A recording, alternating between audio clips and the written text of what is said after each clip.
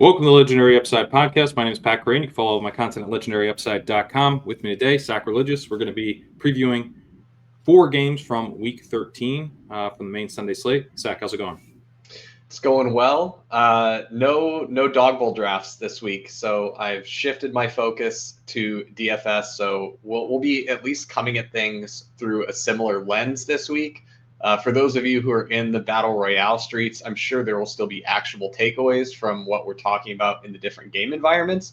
But I will not have specific insights into ADP or combinatorial ownership or anything like that in the draft style games, as I do not play any that are smaller than 12-man draft contests.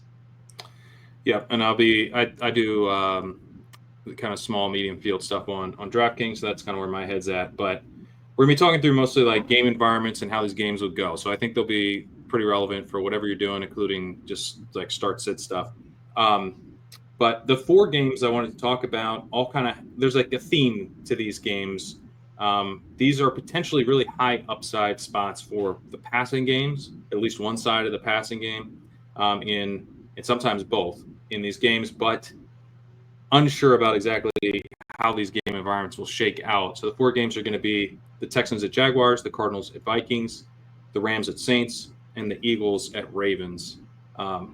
Let's go ahead and dive into let's do the Cardinals at Vikings first, because last week we were really excited about the Cardinals at Seahawks, or the Seahawks versus the Cardinals. I can't remember who's home, but that game kind of failed.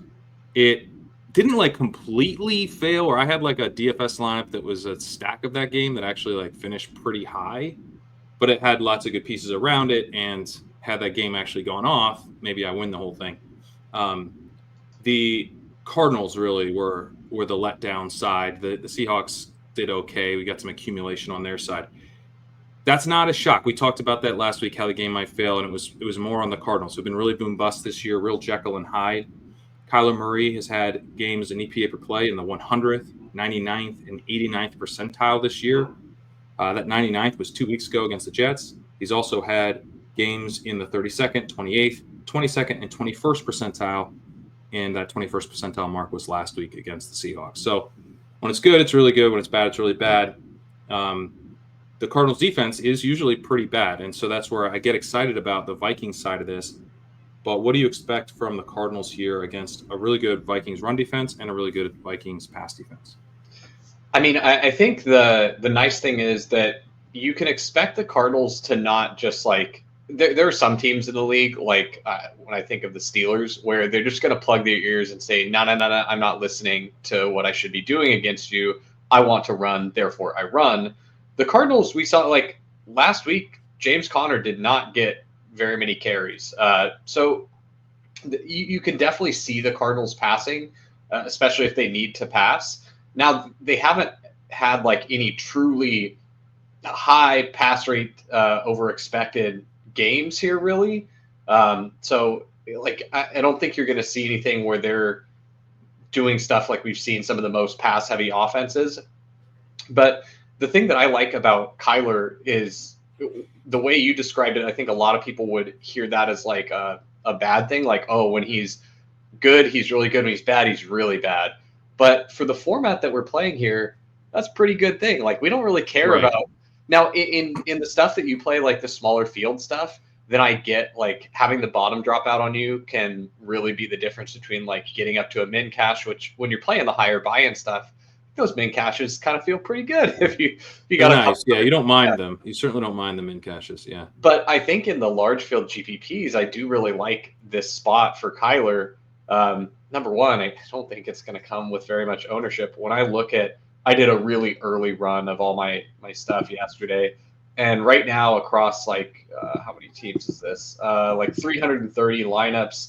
I've only got Kyler coming in around 4% of them, and that's just running whatever SaberSim had and then doing some portfolio stuff to it. So and that's right about what the field ownership is projected for. He's going to come in pretty low owned. And he is only 6,100. And when you look at some of the other, like there are some really good upside spots for some of the elite quarterbacks here, like on this slate, Lamar Jackson, Jalen Hurts, like both of those are in, they're in the same game. And that's a pretty exciting game environment. Joe Burrow just probably is going to throw the ball a million times. And so you've got these pretty exciting quarterbacks. They're all kind of priced up. Like Burrow is 7,000, Hurts is 7,700, Lamar is 8,000, Kyler's all the way down at 6,100. And I think that those other three quarterbacks I listed score more than Kyler a higher percentage of the time, but I think there are outcomes where Kyler can score as much of those as those guys do, or score more than them. And just because this is a tough Vikings defense, like the Vikings are really, really tough on the ground. So I think if the Cardinals find themselves really behind, they might just be stuck in a position where all they can do is pass and play aggressively. And I think that bodes well for being able to get those really good outcomes from Kyler. Yeah, we saw a few weeks, like probably what was week 4. Yeah, week 4. This performance against the Commanders has really stuck with me, where they gave up. They had a 47% pass rate in a game with a 69% expected pass rate, and they lost that game by a lot, minus 21% PROE and minus 36% on first down. Just kind of packed it in, went home. Last week, they didn't do that. Last week, they kept throwing. They had, again, the exact same 69% pass rate as they did against the Commanders. But this time, they passed 76% of the time. So the PROE wasn't outrageously high. It was 7%. But it was in a game script that was already very pass heavy. So they were even more pass heavy than expected in pretty negative game script. That I thought was pretty encouraging, because we have, against the Packers in week 6, they kind of fought against a 73% expected pass rate, only passed 67% of the time. Typically, that's what they've done, not to the extreme level that they did against the Commanders, but they've tended to fight game script a bit this year. I was actually encouraged by the way they played things a little bit last year, by just kind of abandoning the run and throwing a lot. I'm encouraged to hear you be a bit bullish on Kyler, because, like, honestly, I like McBride in this game. I think he's pretty interesting. The Vikings have a pretty good pass rush. You can see them getting the ball out quickly. McBride's the number 1 already, but on quick throws, he has a 32% targets per out run, which is outrageous. His 26% target per out run on all routes is already 98th percentile for the position. So any boost to McBride is pretty nice. But I've been more excited about this from the Vikings side, where you have Justin Jefferson, even with a bit of a quiet stretch here, he's still at 2.54 yards per route run this season. That's 98th percentile. It's basically supported by his target volume, just using a league average yards per target for his 12.6 ADOT. You'd expect him to be at 2.29 yards per route run. So he's running like a tiny bit hot, but he's also Justin Jefferson, so his yards per target's probably going to be pretty good. He gets double covered a ton, 34% of the time this year. That's 98th percentile. Cardinals don't double all that much. They don't have a good pass rush at all. They're kind of whatever in coverage. So I think Sam Darnold has a chance to cook here if he's allowed to get going. The issue is that the Cardinals are also pretty weak against the run. So that's where I go, I consider making Jefferson the cover boy for this game, but I ultimately felt like a little bit too nervous about what the Cardinals were going to do. I could see them faltering, right? I could see them really just struggling against this defense. I could see them being overly conservative and letting the Vikings kind of salt away the game pretty early. But I could see it being fun. I could see this being a shootout, in which case it looks like a really nice get right spot for Jefferson. I think he has a ton of ceiling this week. It's just hard to know how often he accesses it. Yeah, and the reason I want to focus on the Cardinals side is because I feel like the Jefferson spot, it seemed, from what I keep hearing on any shows that I'm listening to or anything I'm reading, like everyone kind of seems to be on like, oh, this is a really good spot for Jefferson. They want to get him going because he had such a quiet game last week, and sets up to be a really good matchup. The thing that I'm looking at is, you get the Vikings with a really high double coverage rate. They're second in the league at the rate at which they double team opposing pass catching threats. Trey McBride is getting double covered at a pretty high rate. He's in the 86th percentile among tight ends, getting double covered 26% of the time. Now, I would love that even more if Marvin Harrison wasn't seeing an identical double coverage rate. He's also seeing 26%. Yeah. Because what I really wanted to see is, teams are are now like double covering McBride because he's the clear alpha, and maybe this is the spot where against a defense that's a little susceptible to the explosive plays, I can go for Marvin Harrison, the guy with the 14.6 ADOT, and look to play. He's going to go in time. You want to be able to jam all the chalk. If you like the chalk this week, play Kyler, McBride, or not McBride. Play Kyler, Marvin Harrison, and you can fit the chalk everywhere else. You're going to have like a 2% wide receiver and a 4% quarterback, and you can literally jam chalk everywhere else. So I'm kind of interested in that. The other thing that I think is important context when you're thinking about that, though, is I don't really think it's the kind of thing where if you're playing a lot of entries, like if you're MMEing a DFS, you don't need to be like, all right, I'm 20% Kyler, I'm 20% Marvin Harrison, I'm going crazy. Right. Yeah. It's the kind of thing where it's like, it's really good to have this sprinkled in your portfolio because you get a lot of bang for your buck when it hits. But it's the kind of thing that I don't think is going to hit very often. So like, I'm not sitting here saying like, it's such a smash for Kyler and Marvin Harrison. But it's a thing where I don't think that the tail outcomes that are accessible are being appreciated enough by the field, especially in the context of the slate and like what's expensive and what works. And so I'm interested for those reasons. But yeah, wanted the caveat of like, please don't go jam a bunch of Kyler and Marvin Harrison. I don't think I'm going to play. I think I'm going to do 6 lineups this week, and I don't think I'll have Kyler. I'd be surprised if I do, because I don't think Jefferson's going to be particularly high owned. So he's not going to be completely forgotten about. He won't be like sub 5%, but I don't think he's going to be like chalk really.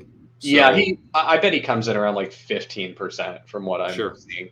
So yeah, not super chalk or anything like that. Yeah, right. So I think you can, but again, Jefferson, the outlook is a little shaky, not really because of him, but because of this team hasn't had to pass a ton. They have other guys stepping up. Addison and Hockenson have been really productive recently, and they could also play through Aaron Jones, who I think is a pretty good play at 6,500 on DraftKings. It's not as exciting, but kind of the safest play in this game is probably Jones.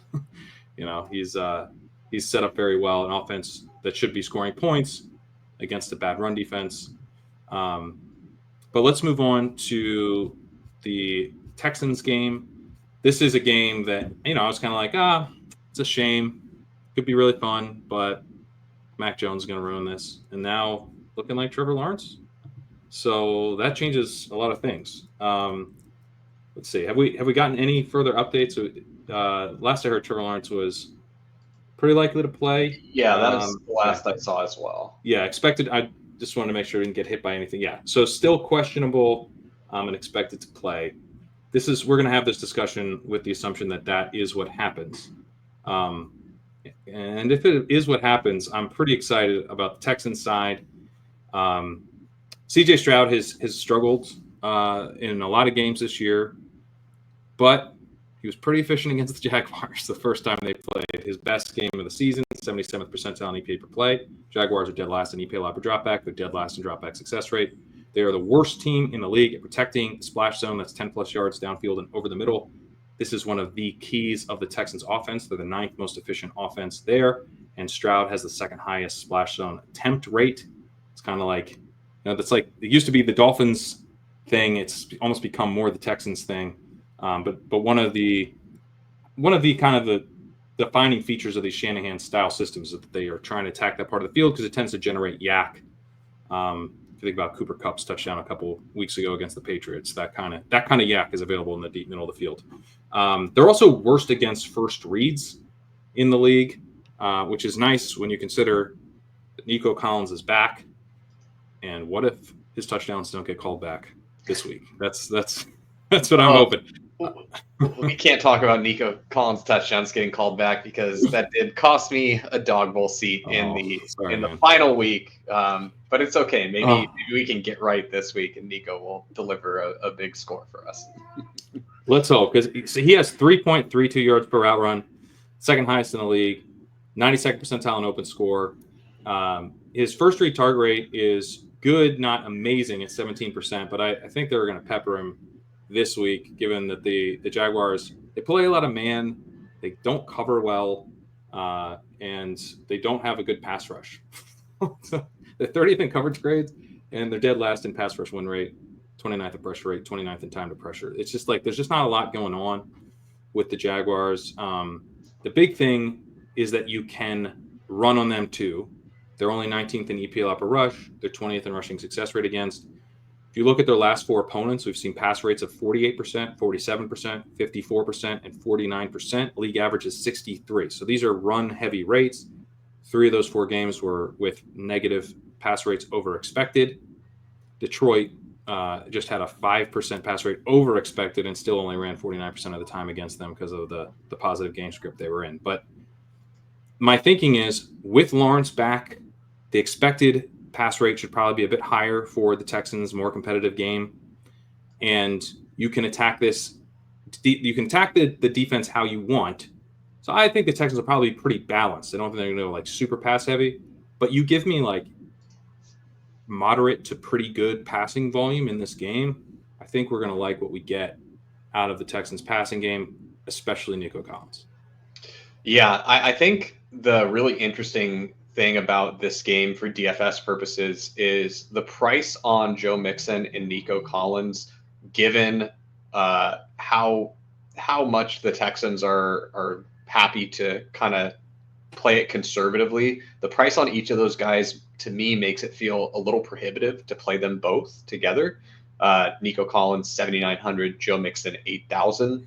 So you really need to get a lot out of those guys if you're going to play them together. So it does feel like a pretty clear leverage spot for one or the other, where if you play Joe Mixon, you'll have decent leverage over Nico and vice versa. I am worried about the Texans' tendency to want to give Joe Mixon the ball 25 times. Yeah, and this is they not do like that. This isn't a spot where they would be particularly discouraged to do that. The Jaguars' run defense is also terrible. They're just bad in general, but 19th in EPA per rush, 20th in rushing success rate, 27th in run stop win rate. So I could see this. I wish that you got a little bit of a discount on Nico, but it's not reasonable to want that. But if he was cheaper, I'd love to It would be play. nice. I'd love to play Nico and Mixon together, just Sure. assuming like Nico gets you the early lead with some big explosive plays, and then the Texans get to have their cake and eat it too. They feel great because they clearly are. They're excited about having Nico back. I believe you mentioned in the walkthrough their tendencies changed on first down. They were much more happy to pass By a lot with Nico back in the lineup, and so that is interesting. But I think it's also a you can't teach an old dog new tricks thing where they're happy to pass on first down, but God, could you imagine like it's they're up 2 scores. It's getting late early. Like that they want to sneak. That's going to be Mixon for sure. Yeah, the theme I think this week is that the safest plays in all of these games are the running backs, but the most fun plays are the wide receivers. Is kind of how I view it. And Mixon's like going to get there. He's going to have a good game here, but you're hoping that like Mixon goes for 20 and Nico goes for 40. Is I think what you're. Because I think how do they score early, and if it's through Nico, long touchdowns or just getting peppered with targets. They had 25% PROE on first down against the Cowboys 2 weeks ago, and then 19% last week. Those are both very high, and the Texans' 2 highest rates of the season. So that's what you were mentioning there with the first down. They were also 8% PROE and 7% PROE overall in those 2 games. Which set a new season high and tied their previous season high at 7%. Hadn't been that high since back when they played the Vikings in week 3. So, yeah, the Texans, they do enjoy some Joe Mixon. But what if we get Trevor Lawrence pushing them a little bit? Lawrence is in a difficult matchup here, but we did just see Will Levis combine fun stuff with unfun stuff, right? Big mistakes with chucking it and creating plays. Lawrence isn't like entirely dissimilar as a quarterback. He's a pretty aggressive quarterback. His average throw is traveling 1 yard past the first down sticks, which is pretty aggressive. That's quarterback 3. He's got a 9.0 ADOT. That's quarterback 6. He's only quarterback 13 in deep pass rate, but still a pretty healthy 11% rate there. So if we're going to be following the Will Levis script of attempting some of these more challenging throws, Also leaning on the run a bit. Tank Bigsby's back this week, which could help in terms of like the traditional between the tackles run game. And then you've got Lawrence. What Lawrence gives you that Mac Jones doesn't is ceiling. He still has like the same floor. His worst games have been basically as bad as Mac Jones has been the entire time. The the thing is that when he's good, it's kind of like Kyler thing. When he's good, he's really good. He was 97th percentile in EPA per play against the Patriots. He was 92nd in EPA per play against the Colts. He's also had a couple marks in the 70s in there, and then marks in the 8th, 16th, 22nd percentile. So again, when he's bad, he's bad. But we could see, I think Brian Thomas is interesting here as a way for the Jaguars to have some efficiency in the passing game. I could also see them like moving the ball decently, like kind of keeping the chains moving with like a solid rushing attack. Tank Bigsby has been like bizarrely efficient this year. I think he could help there. And then Evan Ingram, I mean, he's getting targeted constantly and on a lot of underneath stuff, could kind of help keep the chains moving. So, like, the Jags put up 20 points, they have an applied team total of 20.5. I think if they hit that, we're feeling pretty good about what the Texans are doing on the other side. Yeah, I think this is a really interesting spot for Jags pass catchers because you have a chance for it to be really concentrated with just Brian Thomas and Evan Ingram being the only guys that starting the season were players that the Jaguars said these are guys we want on the field. So I think between those two guys, you get probably a pretty concentrated passing game. There's a fly in the ointment though for Brian Thomas, and that's that he's operating relatively deep down the field. I mean, certainly compared to Ingram, he's operating deep down the field. Yeah, well, and yeah. And the Texans are very good at getting pressure. Their time to pressure, Yeah, they are. I believe, is fourth. Their time to pressure is ninth in the league. And so they're getting to the passer quite quickly. And third in pressure rate, so they're consistent and quick. And they don't need to blitz to do it either. They blitz very infrequently. 28th in the league in blitz rate. So they're just sending four and they're getting there all the freaking time. So that to me bodes a little poorly for, like, I think if Brian Thomas is going to get there, it's got to happen on a couple explosive plays. However, Brian Thomas is only priced at 5,500. So, I mean, just one really explosive play is all you need. So I do think he's squarely on the menu. It's just that don't be surprised if Brian Thomas delivers you some floor outcomes here where they just they did not have the time to drive the ball downfield to Brian Thomas. And if that is the case, then I think that you would be really happy playing Evan Ingram. Evan Ingram, only 4,800. I mean, my goodness, like the number of targets you're going to get for 4,800 here seems pretty ridiculous to me. Like, Cade Otton had been a target monster when the receivers were out for the Bucs. Now you get Mike Evans back. Cade Otton just 300 less than Evan Ingram. If you just had to, hazard a guess, how many more targets does Evan Ingram get than Cade Otton on Sunday? I mean, it could be like 5. That's what I'm glad you said. I was thinking like 4 or 5, so I'm glad we're on the same page there. But yeah, this sets up to be like the PPR scam game of all PPR scam games. And this is one thing where like team tendency does matter to me, because this is something last year where I noticed the Jaguars doing this with the same offensive coordinator, same coaching staff, similar situation to where, oh no, all our receivers, our pass catchers are dead. It's just Evan Ingram. And when the Jaguars get into a situation where they are going to be under heavy duress from a strong and consistent pass rush, they build the whole freaking plane out of Evan Ingram. And you know what? We actually saw them try to do this earlier this season, and then Evan Ingram tweaked his hamstring in warmups. And if you remember that game, Brenton Strange got absolutely peppered with targets. It did not work because Brenton Strange, respectfully, is not Evan Ingram. Right. But the thing that's important to me is I had a tendency that I was pretty certain was right last year. I saw a number of examples where my prior was confirmed on that. Then this year, the first spot they get where I'm like, I'm going to hammer Evan Ingram because they're in a really tough matchup as far as the pressure they're going to see, and they'll probably want to get the ball out quick to him. He gets injured, and because the Jaguars are the Jaguars, they're like, we can't change our plan now. We spent all week thinking of this. And so they just pepper Brenton Strange. And so, I mean, I have to believe that in the tight end meeting room all week, it was like, now listen, you're just going to go 3 yards down the field. You're going to turn around. You're going to make yourself a target. And maybe 2. Why go 3? yeah, maybe even 2. Like, just look like how pissed off does the Texans D line look? Like, they look really mad this play. Like, maybe even 1. Who knows? But I think you're set up for like the ultimate PPR scam spot for Evan Ingram. In my really early run of my stuff this week, Evan Ingram is my highest owned tight end at 36%, and Brian Thomas is my highest owned wide receiver at 43%. And I'm playing it like one of these guys probably gets here. It's either Brian Thomas on an explosive play or it's Evan Ingram being the PPR scam guy. So I like going heavy into this spot here.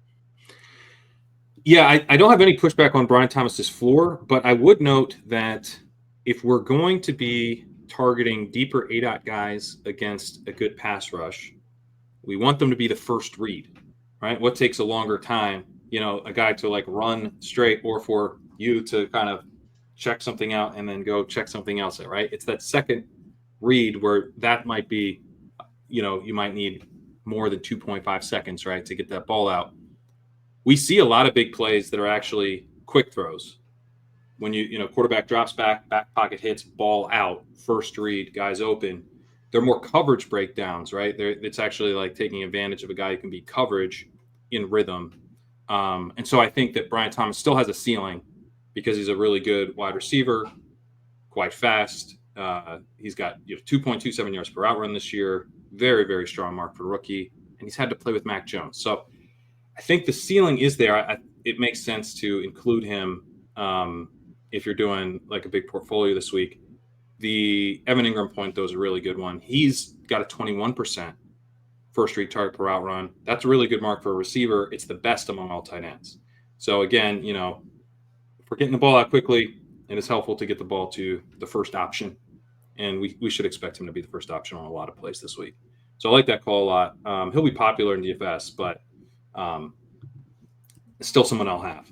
I don't see the point in full fading Evan Ingram in small field stuff this week. He's a really good play. No, yeah, just because a guy is chalky doesn't mean you can't play him. It just means you need to be cognizant of what you're playing him with. Yeah, how the lineup is looking as a whole. All right, let's talk Puka Nacua, another one of these receivers that I think is in a really awesome spot.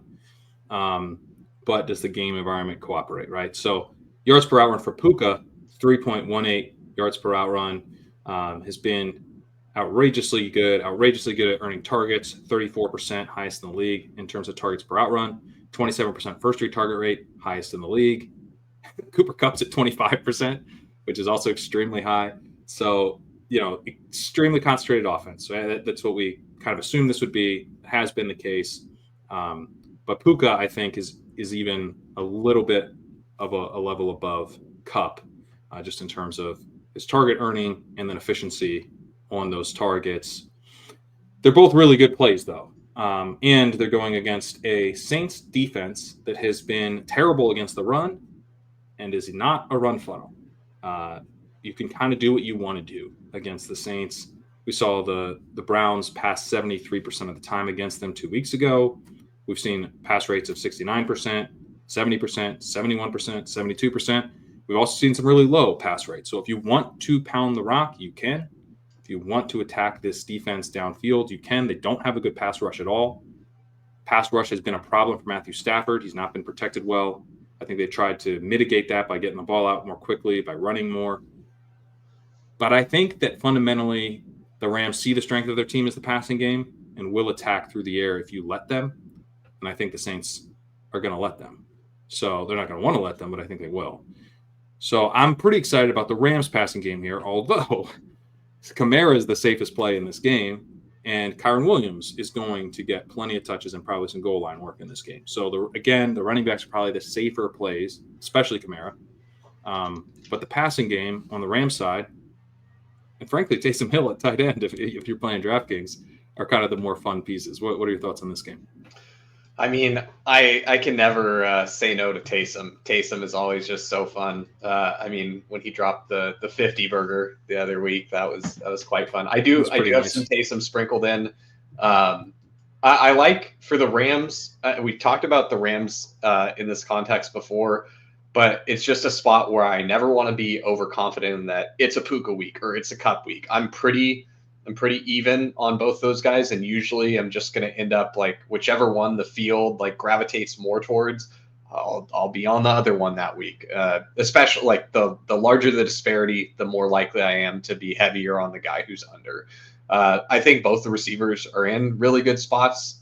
I mean, we're starting to get to the time of the year too where playing in a dome is actually a pretty substantial benefit, and so this game being in a dome is very nice. Uh, but yeah, I think really the thing that I'm taking away the most from this game is the Saints are quite bad on defense all around, and so the Rams could just have a very efficient offensive day, all out. And so I think like in smaller field stuff, I really like Stafford doubles. I mean, Yeah, they're in play for sure. in the really small field stuff, I mean, I could even see like, it's probably too expensive to put Kyron in there as well. Actually, Yeah. I think I think salary it's too wise, you're expensive. I asking a don't think you lot. can make it. Yeah, Yeah, but you put I Kamara do, in there. yeah, you could. I do kind of like the idea of Kyron playing spoiler to the Rams receivers too, because if Kyron gets at this point, like Kyron is just a touchdown or bust kind of running back. It seems like he's Yeah, not very efficient. he So just doesn't bust as much as you would think. yes, no, yeah, it's quite surprising. He has so much volume that like his actual bust games are like, all right, the dude got 10 points, because he Yeah, just gets all yeah, the volume. And so then for him to have like a middling game is really easy. He just needs one touchdown, and this is an efficient offense. And so, Kyron's floor again, similar theme to what we've said, but like running back feels like a pretty safe play here. Wide receivers have much more exciting, tantalizing upside. Um, and so I think that does feel like a pretty important theme to this slate is like being correct on which of the wide receivers realize their upside and being correct on which of the running backs kind of suck the fun away from their wide receivers is going to be pretty important. I definitely can see it. Kyron is just such a touchdown vulture sometimes that I can see it so clearly for the Rams. yeah, Um, yeah. but like, I don't want to say that Kyron is so much more likely to, take the fun out of the game than say like Aaron Jones would be for the Vikings, right? I think he is a little bit, but He's I, more likely, I yeah, don't want to be too but not overconfident in him. that much. Yes, Right, yeah. right. But Yeah, it seems like a pretty good game environment. I wouldn't be surprised if this whole game gets pretty steamed up. I think it could be a pretty fun game environment too. I mean, like Taysom has been playing really well. They've been utilizing him in some interesting ways. They love it. It's like Kamara obviously is going to catch a ton of balls and probably score a touchdown or two and be a great play. But it's not like they only have Kamara, even though it feels like they should only have Kamara. They're like they don't have receivers, but MVS has been catching long touchdowns and stuff. So the Saints have been kind of getting there in terms of like doing their part to make games pretty fun, even though it seems like they should be one of these atrocious offensive environments. They really haven't been, at least for the purposes of playing the opposite side of the game, right? So uh, I do have some optimism that Puka Nacua and Cooper Cup can have really nice games here.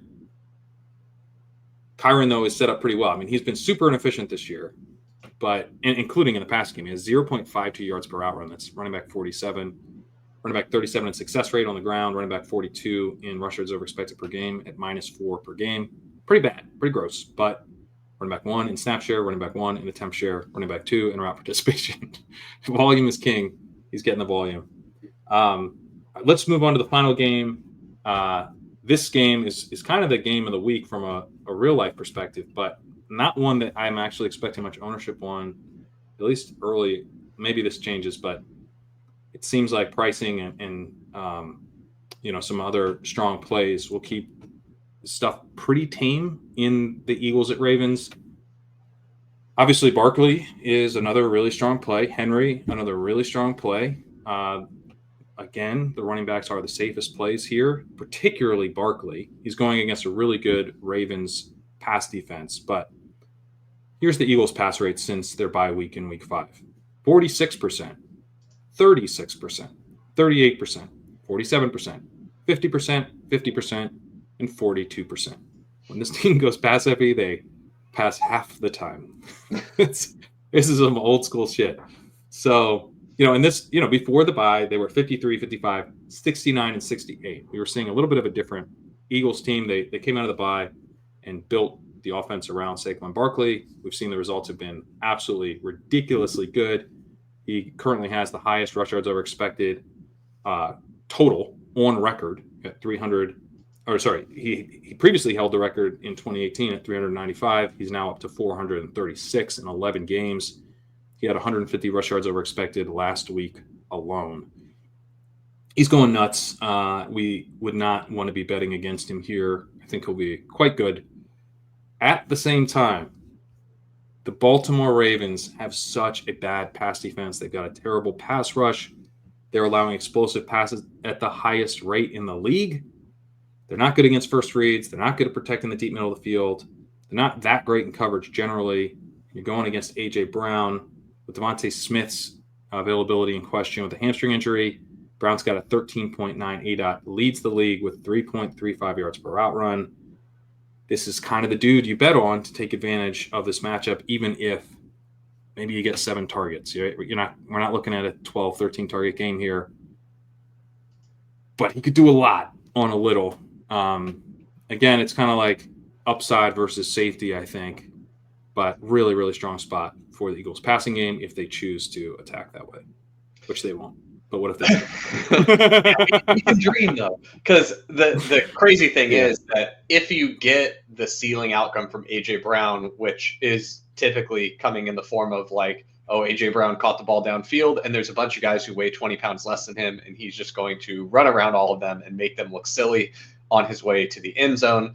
That correlates pretty well with the Jalen Hurts ceiling game, where all of a sudden you have less risk of Barkley stealing touchdown. Like in the A.J. Brown ceiling game, it's because he's running all the way into the end zone, and so the Barkley touchdown thievery from Jalen Hurts is much less likely. Well, Hurts has been thieving touchdowns from Barkley if they're in close. Stealing back and forth. So I kind of like the A.J. Brown, Jalen Hurts skinny stack. It's probably really hard to play because Hurts is 7,700 and A.J. Brown is 8,300. Like, my goodness. Yeah, it's so expensive. But you do have just absolute slate breaking from both these guys. Like, you can get a 40 burger from each of them, which is pretty crazy. And if they were going to do it, this is the matchup they would do it in. And they have an opponent who should be able to keep them, keep the game competitive and push them. So I'm already mourning the loss of how exciting this game could have been, because I just know that the Eagles are going to go out there and run the ball 60% of the time. Well, what if they just do 50? We could have 30 dropbacks in this game, right? And 30 carries. we could get that, couldn't we? Yeah, not all going to go to Saquon, but maybe 30 dropbacks might be all you need too. Like A.J. Brown, you're just playing for the really elite efficiency. That's what it's coming from. And so I do really like the idea of stacking. It seems so hard. It's kind of cost prohibitive. And then, like, good luck. How are you going to afford a good bring back in this game? I guess maybe you do Rashad Bateman, right? Because he's cheap. He's 4,400. I think you just skinny stack it and go. I don't know what the Ravens do, but it's going to be spread out enough that a decent amount of it will be Flowers. Henry will have a good game, but not. He's very expensive, so he's like a safe place for some points to go. And then you just go find some pieces elsewhere. I'm not opposed to Bateman, but I don't think you'd have to do a running back. It's like, I think that's right. You're probably just better off saying, like, how could I possibly guess who the Ravens are going to throw? Is it Tylan Wallace week? Is it Rashad Bateman week? Is Deontay Johnson? Justice Hill. Yeah, Justice Hill. They've got a lot of ways. It won't be Deontay Johnson. I feel pretty confident. Otherwise, hard to say. Henry's actually in a pretty good spot. I was noting with him, he's had a season high snap share of 65%. Um, he's like a rushing driven running back, right? It's like, come on, this isn't gonna. I mean, he'll have some good games, but he's not gonna be consistent. but he has been, because one, he's running extremely well. He's only 1 yard behind Saquon in rush yards over expected. His total rush yards over expected this year. He's played one more game than Saquon, but still kind of nuts. Just running out of his mind as well, and he's a few years older. He's got a really strong 46% success rate. They use him around the goal line, obviously a ton. They're not using him in the passing game at all. But like with the Ravens, they have gone so run heavy at times that they just lean on Henry. And then in their competitive games, they put up points. We haven't seen the Ravens just like get blown out or anything, and I don't think that we will in this game. So Henry's probably gonna, like, you're telling me he's attached to an offense in a high scoring game environment that's putting up points. Like, he's gonna be fine. I don't expect this to be like one of the games where the Ravens just lean on Henry as they've done kind of in an Eagle style way at times this year. They had a 29% pass rate against Dallas, 37% against the Bills, 42% against the Broncos, 40% last week against the Chargers. Don't think it's one of those games, but Henry has plenty of upside still, and a pretty, like, kind of a shockingly high floor for the archetype, just given the overall situation. Yeah, I mean, we've also talked about like that when the Ravens get into the mode where they're like, all right, we gotta pass here. They do just take Henry off the field. There've been a couple games where in the first half they get down enough where it's like Henry gets 4 snaps, and Justice Hill is just on the field the entire time. I could see this game. He's a 30% route participation this year, which is running back 40. Right. So he's not really out there for that stuff. Right. If you're gonna get, the Jalen Hurts ceiling outcome where they score a lot early, I could definitely see this being a really pass heavy affair back and forth, and where, the team who's trailing their workhorse running back kind of gets iced out. I think that's less likely for the Eagles, because I think the Eagles, even when they're behind, don't want to go away from, say, like we've said, they just, in their most pass heavy, they're still pretty run heavy. So yeah, they're running at least as much as they're passing when they go pass heavy since the bye. It's crazy. Yeah. So if you made me say which of these backs has the higher floor, it would be Saquon. I agree. But yeah, I don't think I'm terribly interested in playing Derrick Henry this week.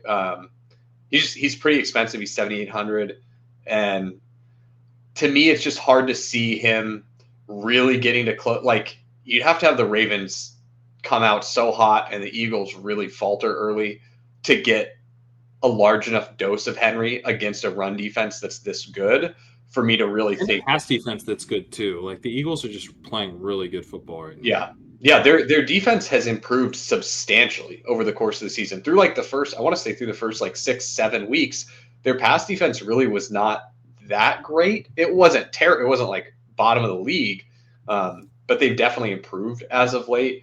So, to be honest, I don't think I'm going to have very much of either of these backs. They're just both pretty expensive, and I'd rather play it through, like, give me Lamar or give me Jalen Hurts having their really big game. Again, kind of hard to fit those guys in as well because they're expensive. But I should mention Darius Slay is out for this game, which makes them matchup a little less scary for the Baltimore passing game, but the Eagles are still very good. What about Lamar Flowers? Have you considered doing that? I don't have very much of that at all. I think right now on the way too early stuff that I ran, I only have one Lamar team. I do have a little bit of Flowers. I think I'm just playing him as like a one-off in this game, because we talked about like the ceiling outcomes for these passing games are very clearly here. Like they're available and accessible, but the most obvious ways to play them, like through AJ Brown or Lamar Jackson or Jalen Hurts, those are all super expensive, and the running backs are really expensive too. So I think the way I do like to play this game the most is through Zay Flowers. He's only 6,200. And he definitely has a ceiling. Like he absolutely can get there. Now he gets the harder matchup in this game. The Ravens passing defense is terrible. The Eagles passing defense is quite strong. But Zay Flowers is just a lot cheaper, and he lets you fit in a lot of other stuff. So I think Zay Flowers will probably still end up being my highest owned Raven on this slate. Okay. Okay. All right. Let's kind of wind things down with. We talked through a bunch of passing games and wide receivers that we think have high upside, and running games that we think are pretty likely to produce here. What wide receiver are you most excited about or most interested in playing this week? And then what running back do you think is kind of the hardest to bet against this week? The wide receiver I'm most excited about this week is one where, I mean, I'm not going to say Brian Thomas because we already talked about him at length. So I'm going to go down to my next highest exposure guy. It's George Pickens against the Bengals, who have a pretty bad defense against the run and against the pass. And I feel like I can trust the Bengals to just keep the play volume. Arthur Smith's going to do everything he can in his power to keep the play volume low in this game. And I trust the Bengals are going to do their fair share playing tug of war and trying to pull that play volume back into a reasonable amount. And the nice thing with George Pickens is you really don't need super high play volume for him. Like he can get there on just a couple plays. He is quickly becoming one of my favorite receivers in the league and a guy that I think Awesome. he has an argument to say he's one of the 5 best like NFL talent levels as a wide receiver, in my opinion. I mean, the guy has played with freaking Russell Wilson. Not a lot of holes in his game at this point. He's getting open. He's amazing at the catch point. he's incredible. He's enough in yak. He's incredible at the catch point. Like Justin Jefferson levels at the catch point. Yeah. You know, like this guy's elite. So he's very fun. I like the bonus Pickens, but I was kind of trying to do a wrap up of what we talked about. So of the wide receivers that we Brian Thomas. talked about, and of the Brian Thomas, okay. And then what about the running backs? Oh man, of the running backs that we talked about, the one that I'm going to have the most of is Aaron Jones. Okay, and then I have to honorable mention Chase Brown, who I'm going to absolutely jam. Him and George Pickens, I'm going to slam. I think Chase Brown is an awesome play. Yeah, and he will be extremely popular, but. So his expected fantasy points over the last 4 weeks have been like otherworldly. There's no one close. Like Saquon Barkley, Derrick Henry, they're like 10 expected fantasy points lower than Chase Brown. Chase Brown is the workhorse. Everyone else is just pretending. Love it. I think for me at wide receiver, it's Puka is the one that I'm most confident in, is the way I'll put it. I think the other ones I'm like, I really want to play them, and I'm hoping I find lineups I like with these guys, but I don't think, and again, for kind of more of the smaller medium field stuff, like I don't think I'm like having to see through, this path to how it all works out to where they go. Like, I think the Rams come out and they attack with a slight lean to the pass, and that means Puka's going to get a lot of work, and I'll feel pretty good. I think I feel pretty good at like 1:30 Eastern if I play, or sorry, I think they're in the later. You know what I mean? Half an hour into that game, I think I'd be feeling pretty good. And then you know what? I think Kamara is the guy I'm most afraid of this week, because I just like he's gonna do stuff. He's gonna score. Like I'm gonna pretend that Kamara's, and I'm just gonna take my medicine a little bit. I think with Kamara, only 7,700 on DraftKings, so it's not like he's outrageously expensive. He could be like 8,500 with the safety and the upside that I think you're getting here, which I hate it, but it's the same impulse is why I didn't draft any Kamara in best ball, which is super dumb. So I'm gonna try to take my medicine a little bit this week.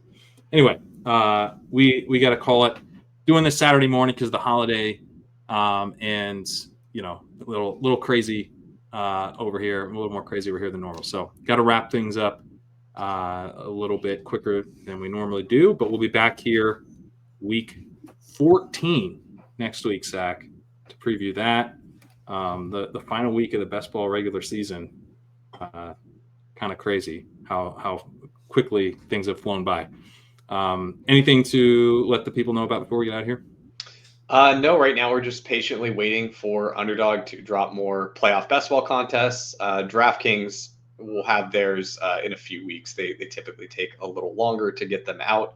But we've got the sidekick up and locked and ready to go for playoff basketball, one of my favorite formats. So definitely keep your eye on the Underdog lobby for those. And please hop in the Discord channel. We're happy to talk about playoff basketball. We'll have a lot more content for that format coming on the YouTube channel and other places here. Exactly. All right, check out the walkthrough, legendaryupside.com. Go through all of these games. The Texans and Jaguars game is above the paywall if you want to check out that analysis. Check out Matt Irby's Quick Slants on the Sunday and Monday night game. You got weekly rankings as well, dynasty rankings as well. So yeah, legendaryupside.com, and we'll see you back here next week. Have a good week 13.